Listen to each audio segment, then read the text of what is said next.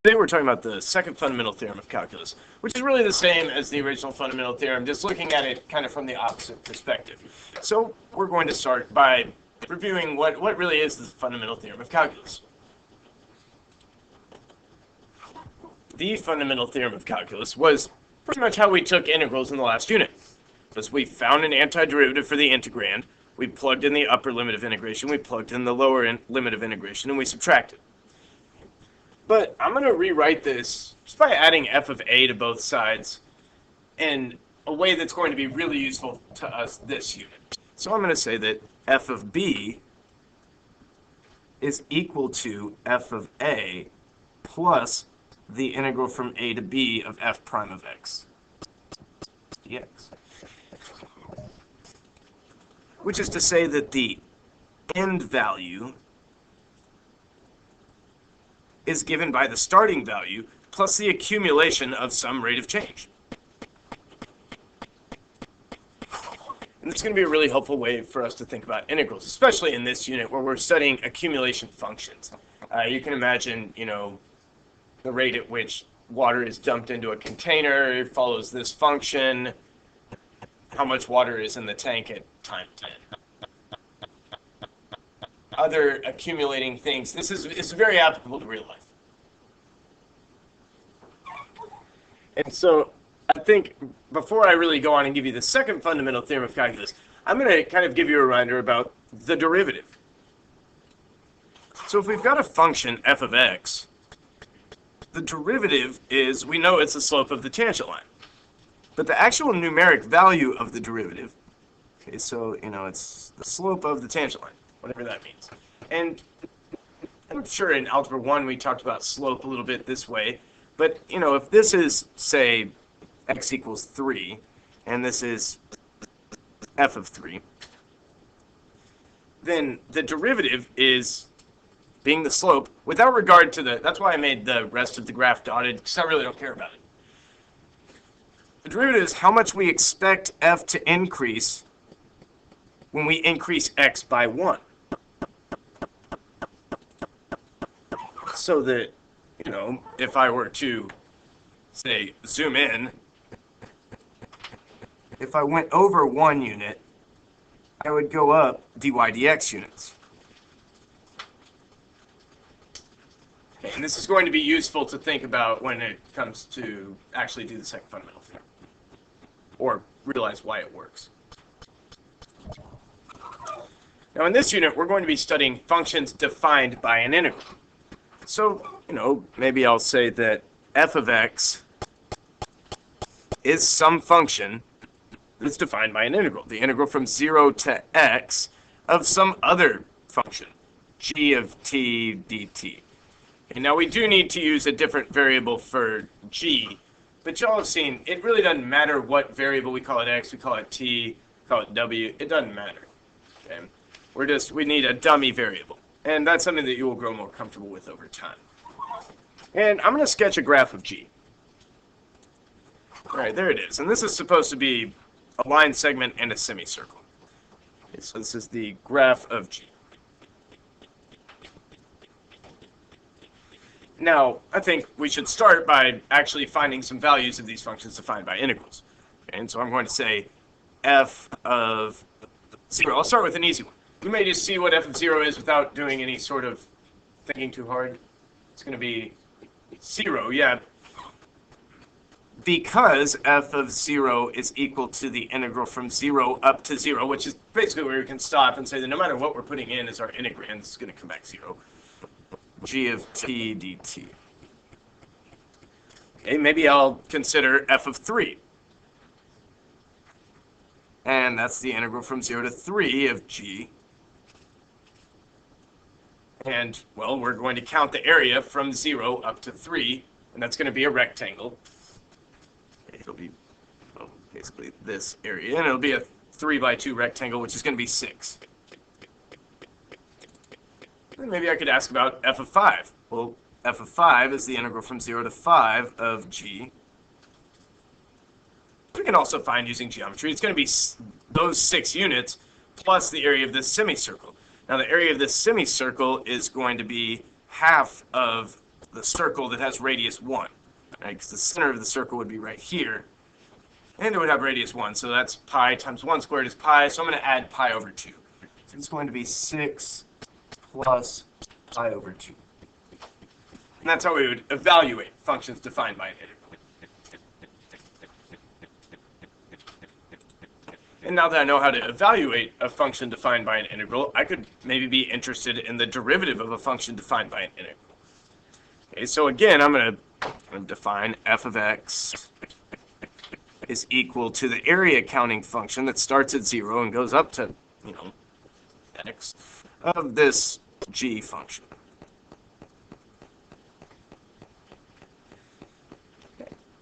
And so what I'm going to do is I'm going to actually kind of erase this. And we know that it's a flat line. We'll call that 2. It's a flat line. And then it kind of does this. So thinking back to how I had talked about the derivative earlier, if I was to increase x from 2 to 3, how much area would I be expecting to add on my function that is counting area? 2 units. Okay, so right here, I'm expecting to add this much area. And we know that that's actually how much we're adding. So that indicates to me that the derivative of f at x equals 2 is equal to 2. Okay, then I'm going to do the same thing over here, and I'm going to remove the right half of this semicircle. And I'm going to think, okay, if this is x equals 4,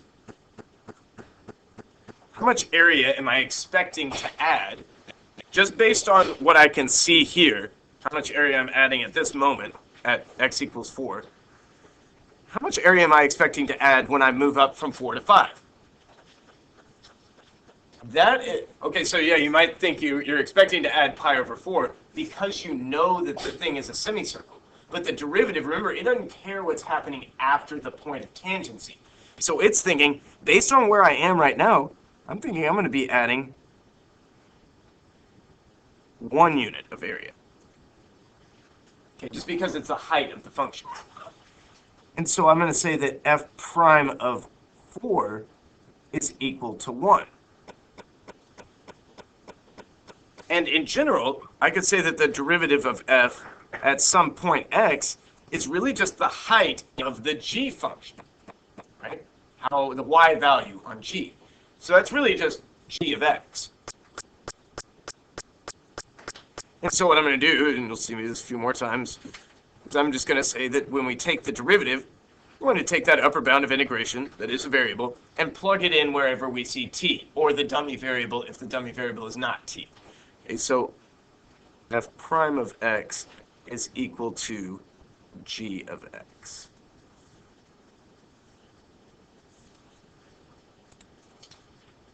Maybe I'll draw a little cloud around this thing to indicate its relative importance.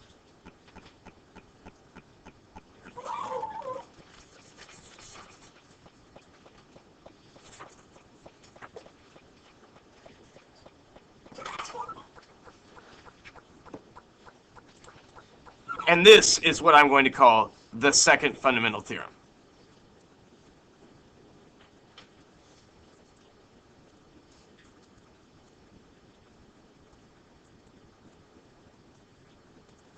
Now, I'm going to flip back over to the original fundamental theorem, which pretty much said that there was the connection between the antiderivative and the area under the curve. But it also said that the antiderivative of the derivative is the original function. Whereas the second fundamental theorem says that the derivative of the integral is the original function. So they're really saying the same thing, that there's this reciprocal relationship, this inverse relationship between differentiation and integration. The relationship between the two is going to be, really the core concepts that we are studying in this course. So I think now it's time for us to maybe consider some actual examples. Okay, I lied. I need to actually consider one other case. And I'm going to just give you the full definition. Okay, so if f of x is defined by the integral from some number up to x, and I'm going to aim to show you why it doesn't matter what number it is, it doesn't impact the derivative. So the number from some, or the integral from some number a up to x, g of t dt,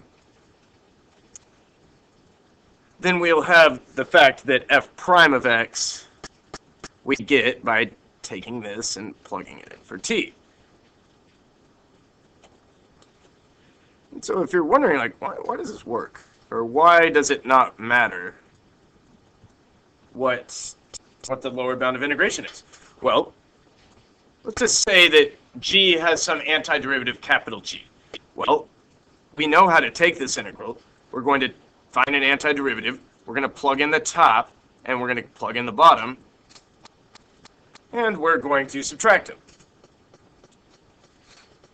Now, remember that g of a is just going to be some number, because a is a number, and we can plug the number into this antiderivative, and we'll get some number back. So when I go to take the derivative, find f prime of x, that's going to be g prime of x, capital G prime of x, minus the derivative of just a number is going to be 0. And the derivative of the antiderivative is just going to be the original. And so we'll see that f prime of x equals g of x. But there is another case that we need to consider. And I'm just going to, at this point, talk about taking the derivative of a function defined by an integral, because then we're going to have too many function letters and it's going to get confusing. So if I want to talk about the derivative of the integral from some number up to some function that's not just x, like x squared or sine x or e to the x, log x, something like that. G of t dt. Well, what we're going to do is, just like before, we're going to take this, we're going to plug it in wherever we see t, which will be, okay, so wherever I'm seeing t, I'm plugging in h of x. But then I do need to multiply by the derivative of h of x for the chain rule.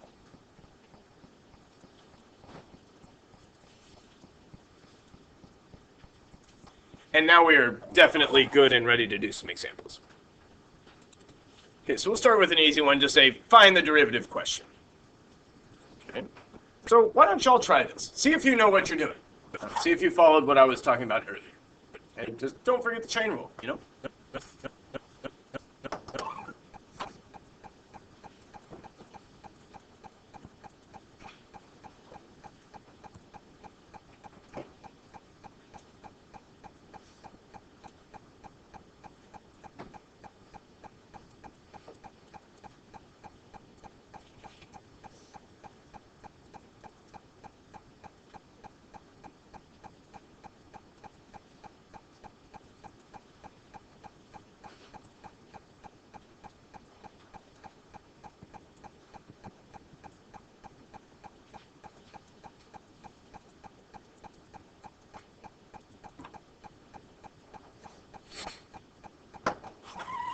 All right, there you go. So remember that we're just taking that upper bound of integration and we're plugging it in for t,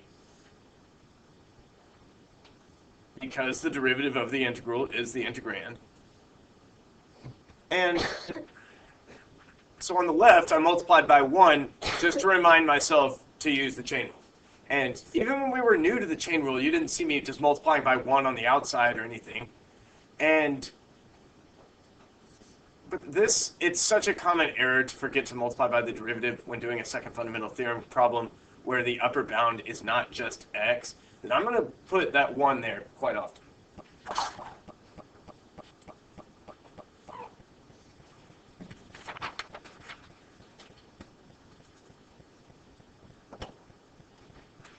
Okay, the next thing we're going to do is going to be 2014 AB number 3.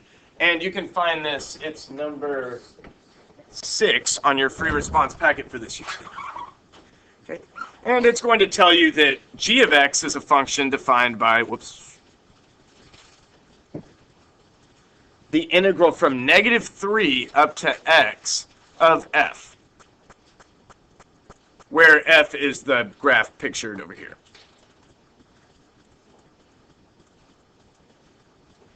Okay, the first part of this question is going to ask you to find g of 3.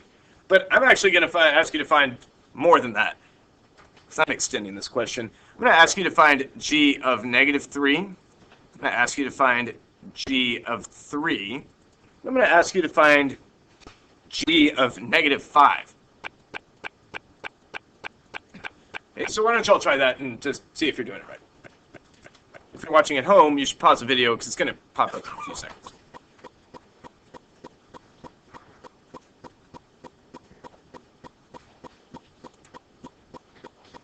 All right, there you go.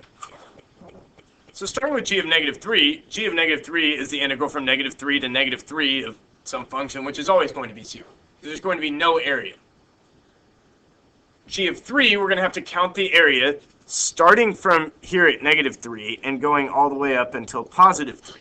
And so we're counting, we get 6 units of area from here, 4 more, that's 10. But then we ended up losing 1, and so that's 9 total units of area, which is why g of 3 equals 9.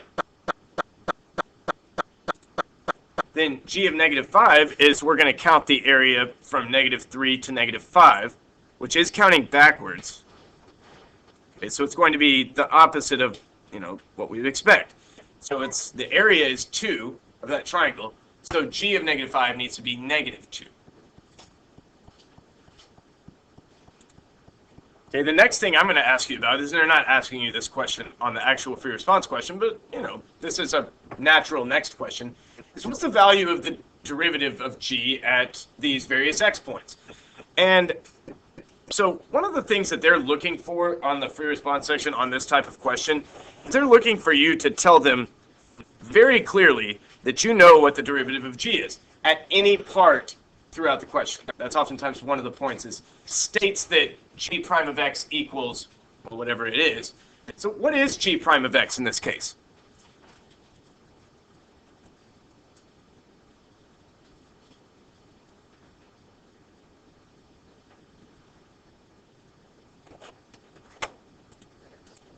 Yes, f of x.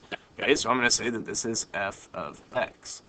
Okay, and that's going to be, really important for us to state very clearly. You don't really have to state it more than once, but show the reader you know what the derivative of g is. So, when I say that g prime is, I'm looking for g prime of 0, really what I'm looking for is f of 0. And I can find f of 0 by looking at the graph. F of 0 is the y value where x equals 0, and that's 4. G prime of 2. That's f of 2. Okay. And that's going to be right here. That's going to be 0. And g prime of negative 5, that's f of negative 5, which is 2. So that's just finding values of the derivative.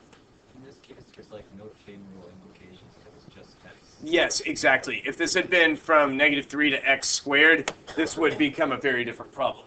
But you'll see that the later parts of this question add their own type of intrigue that doesn't really do that. Okay. Okay, so what if I asked for g double prime of negative 1? What's g double prime of x? F prime of x, because if g prime is equal to f, I take the derivative of both sides of that equation, I'm going to get g double prime equals f prime. So I'm actually going to write that down.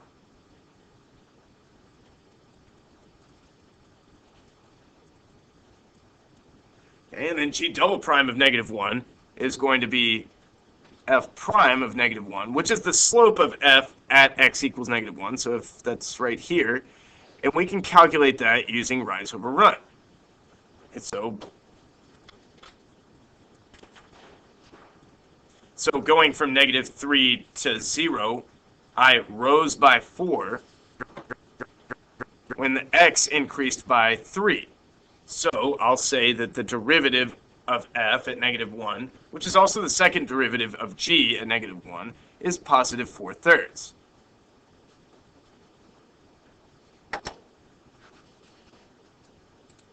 The second question they actually asked on the free response question was, where is g increasing and concave down?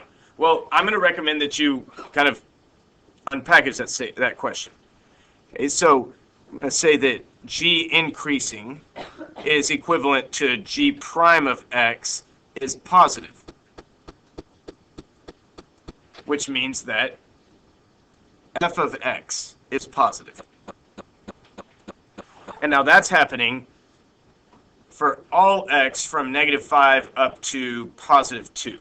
Maybe excluding -3 if that's how you felt. But I'm going to just kind of label that over here. And then if they asked for where g was concave down, we know that that means that g double prime of x is negative, meaning that f prime of x is negative. Okay, now we're looking for where f is decreasing. Okay, well, I'm seeing f is decreasing from -5 to -3, and from 0 up to 4. I think this problem came with some sort of disclaimer that the domain of f was -5 to +4, or something like that. We don't really need to worry about that. And so if we're looking for where g is both increasing and concave down, well, we're looking for the overlap of these two regions. So that's going to be here and there. And that's giving me x is between -5 and -3. Also from 0 to 2. Okay, so when you're, I mean, this is a very common type of question. It's almost like the question, the whole first half of some quiz out there is modeled off of this exact one question, it seems like. And so that's where this is all coming from. So that's my recommendation. When you're asked for something like that, unpackage each statement, get it in terms of f, look at the graph, and then draw your conclusion. Okay, next it's defining some function h by g of x divided by 5x, and find h prime of 3. Well, in order to find h prime of 3, first we need to find h prime of x. We're going to use the quotient rule. Okay, so that's bottom times the derivative of the top minus the top times the derivative of the bottom divided by the bottom squared. All right, but we know that g prime of x is equal to f of x, so that's going to be something I'm going to just replace. Right? And so h prime of, is it 3? Yeah. Is going to be 15 times f of 3. Well, f of 3 is, looks like down here, that's looking like -2. Minus g of 3. Now the thing is, we calculated g of 3 in part A of this question. I don't remember what it was though. Was it 9? Okay, yeah, it was 9. Okay. Yeah, times minus the top times the derivative of the bottom. Thank you. 141. Okay, so g of x was 9, saved me just in time. This is 5 divided by 5 times 3 is 15 squared. Okay, maybe you know that 15 squared is 225, but I'm still recommending that you write it like that. Right? A lot of y'all made arithmetic errors on the test on an integral after you had already had the correct answer. And that's really sad because that costs you half a question in this class.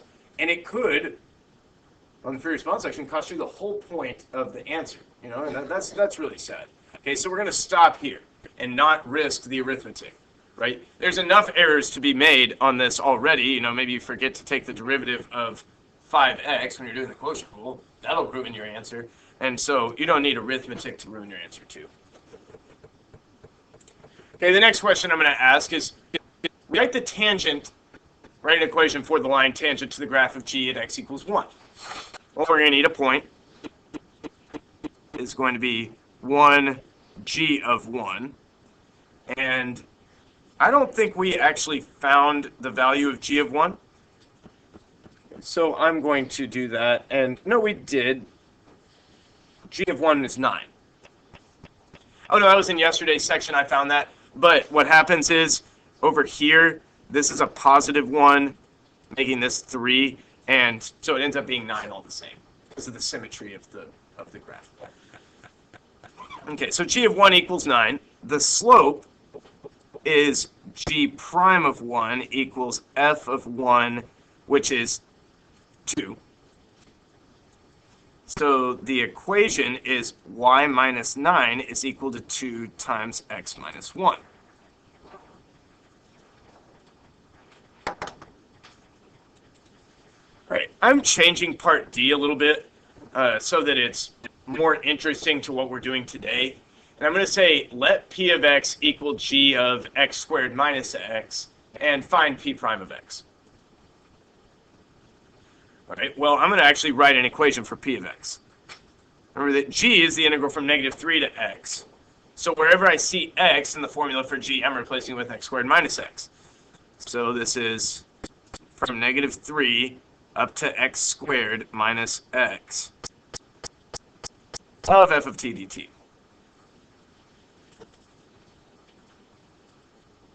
And then when I go to take the derivative, I'm going to remember to take this and plug it in wherever I see t. And then I'm not going to forget the chain rule. Okay, so this is f of x squared minus x times 2x minus 1.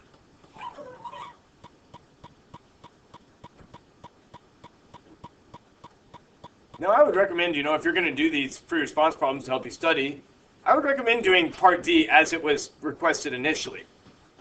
But as for what we're doing today, this is more interesting. What is the maximum value of g of x on the closed interval -5 to 4? This is an absolute maximum question, the maximum on a closed interval. So we're going to do the closed interval test, or the candidates test. I'm going to set up for that. I'm going to set up my little table, the x values I'm interested in, and then I'm going to evaluate g of x at each of those.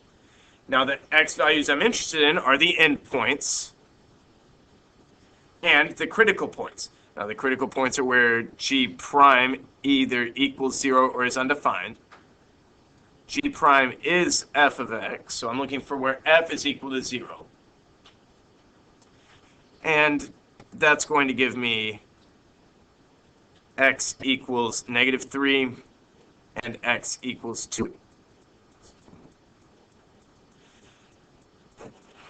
Okay, now I've already done a few of these in the work that we've done on this problem already in part A, I think. We found g of -5, that was -2. We found g of -3, that was 0. So now all that's left is for us to find g of 2 and g of 4. Did we find g of 2 in this section? I feel like I might have. No. Okay. Yeah, okay, it's going to be 10 because I'm starting at -3 and I'm counting area all the way up to x equals 2. And that'll be 6 plus 3 plus 1 is 10. So like that. And then g of 4, well, I'm going to have to add some more area in. But if this is 3 and 1, this is going to be -1 and -3 just by the symmetry of this line across its 0. Okay, so it's going to be 6 plus 4 minus 4 is just going to be 6. So then I conclude that the maximum value of g on the interval is right there. And the value of g is this. It's the y value, not the x value. So I'll say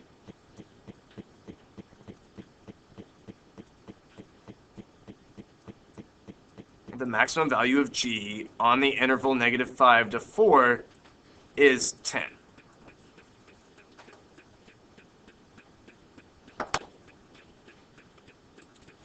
Okay, that's the missing piece. I've asked you questions about derivatives. I've asked you questions about integrals. What are we missing? A limit question.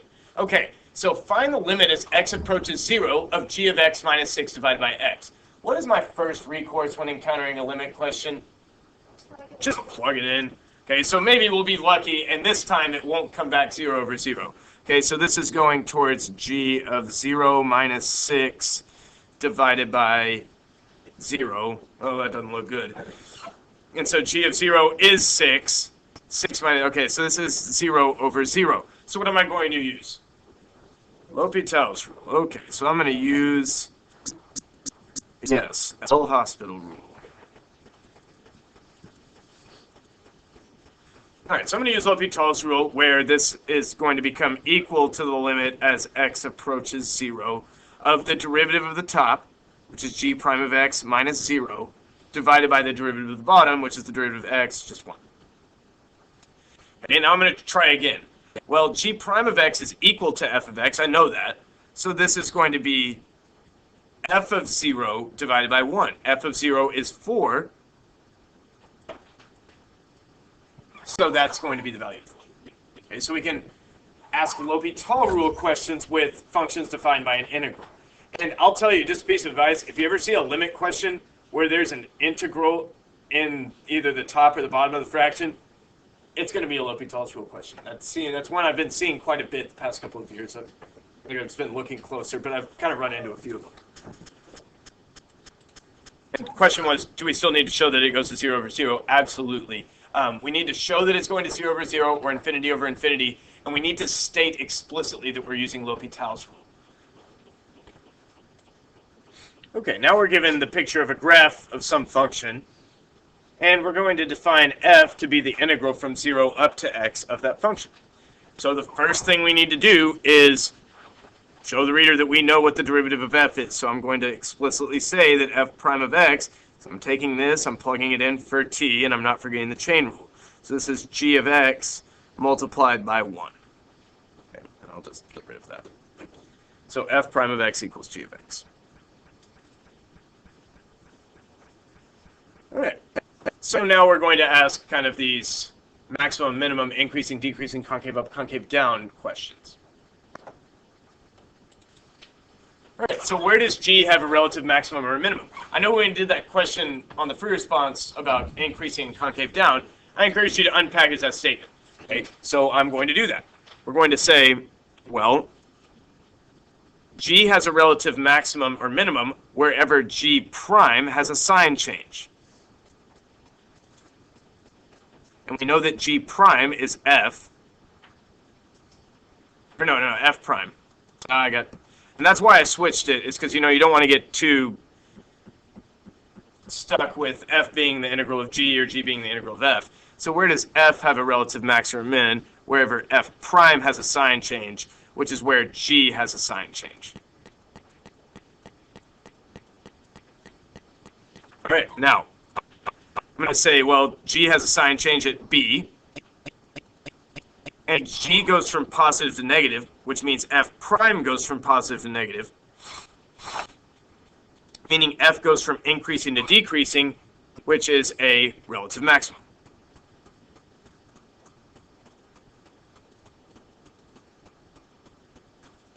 And then at x equals D, okay, G is going from negative to positive, meaning F prime is going from negative to positive, meaning F is going from decreasing to increasing, which is a relative minimum.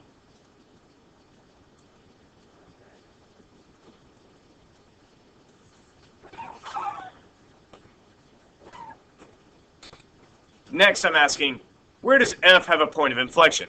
We know that a point of inflection is a sign change in the second derivative. Okay, so F double prime has a sign change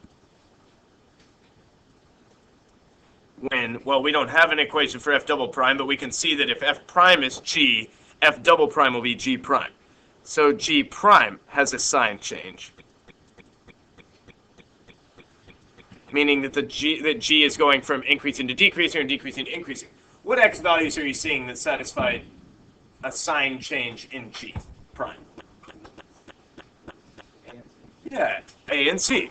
Okay, so I'm going to say x equals A and x equals C. Okay, if I were to ask, where is F decreasing? Well, wherever F prime is negative. No, that's what decreasing means, is that the derivative is negative. So F prime is negative. That gives me that G is negative.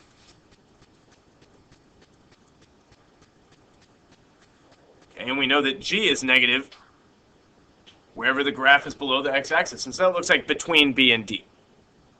So I'll say B is less than X is less than D.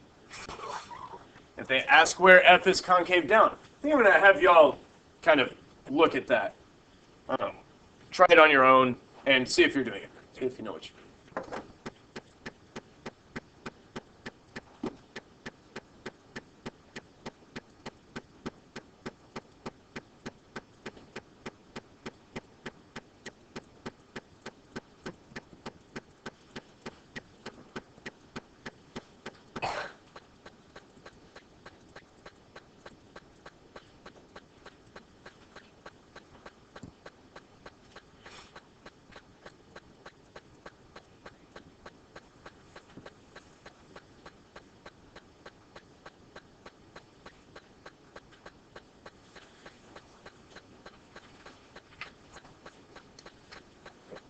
Any issues with this?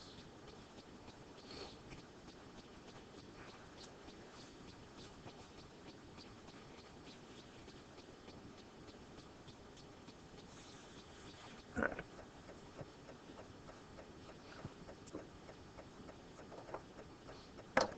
Okay, so I said that it's concave down when its second derivative is negative. I know that the second derivative of f is going to be given by g prime. And if g prime is negative, that means that g is decreasing. And we see that g is decreasing from, kind of up here where it's at its maximum to down here where it's at its minimum. So that's from A to C.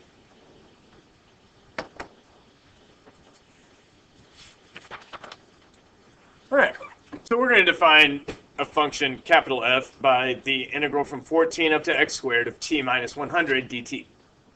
They're going to ask you, where is f increasing? Okay, we know that increasing means that the derivative is positive. So wherever f prime is greater than 0, but we're going to need an equation for f prime. Okay, so f prime, what I'm going to take this, I'm going to plug it in wherever I see t, and I'm not going to forget the chain rule. Okay, so that's going to be x squared minus 100 multiplied by the derivative of x squared, which is 2x. Then I'm going to factor this thing, because that's going to be helpful. So it's going to be 2x times x plus 10 times x minus 10. And then I'm going to be interested in where this is greater than 0. Okay, so I'm going to draw a sketch. If you like to make a number line, go for that. Okay, it's whatever you like. It's the same thing. Okay, but I know this is a third degree polynomial with a positive leading coefficient, and 0 is at negative 10, 0, and positive 10.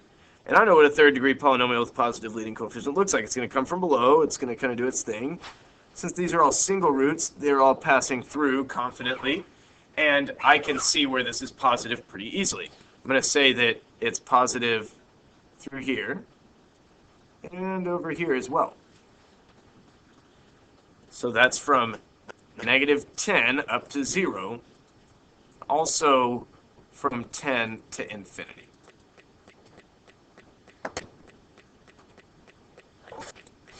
All right, here we have two more kind of standard take the derivative questions.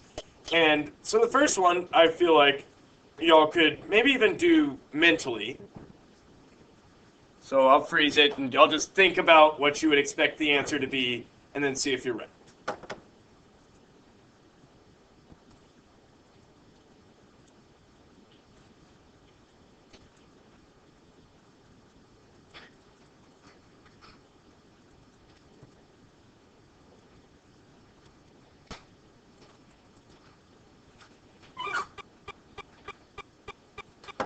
Okay, so I know what the derivative of 2x is. I know now how to take the derivative of a function defined by an integral. I'm going to take that upper bound, I'm going to plug it in for t, and then I'm going to not forget the chain rule. And I get 2 minus f of x. Now h of x, this is one that we haven't seen yet. This is one that I forgot to show them last year, and then they were all very, very concerned at some point along the way when they ran into one. What do I do with this? You don't just, it's not e to the 5 plus 5, that's for sure. Okay. And so what we're going to do is we're going to rewrite h of x by switching the bounds of integration. And that's going to now become the negative integral from 5 to x to the 4th of e to the t plus t dt. And then I'm going to take the derivative by saying, okay, it's going to be the negative of, take this x to the 4th, plug it in wherever you see t, and don't forget about the chain rule. So that's e to the x to the 4th plus x to the 4th. Then we're going to multiply by the derivative of x to the fourth, which is 4x to the third. If you wanted to rewrite that, you could, but it would be the exact same thing. All right, the last problem I've got for you today is something that we hadn't been able to do in the past, right? There was no, I told you there's no closed form antiderivative for cosine of x squared or e to the x squared or many other functions. Okay. This one, okay, well, we can't write a closed form antiderivative for it, but we could define a function with an integral that would be an antiderivative for cosine of x squared, because when we take the derivative, we would get cosine of x squared. All right, so let's kind of cook one of those up. I'm going to say that f of x is the integral from some number up to x of cosine of, it's going to be squared, so I'll just use t as the dummy variable, dt. Now, what should the lower bound be? Yeah, it could be, you could put anything you like. And so we know that an antiderivative for a function is a class of functions that has like a plus c, right? And so that's really where we're going from there, is that the lower bound is basically dictating which antiderivative, which plus c you're using. So we could call it 0, we could call it 8, we could call it 18, we could call it 187, you know, like whatever you like. These are all antiderivatives for cosine of x squared. And we know that there's not just one antiderivative for a given function. Antiderivative is a class of functions. So I think that's all I got for y'all today.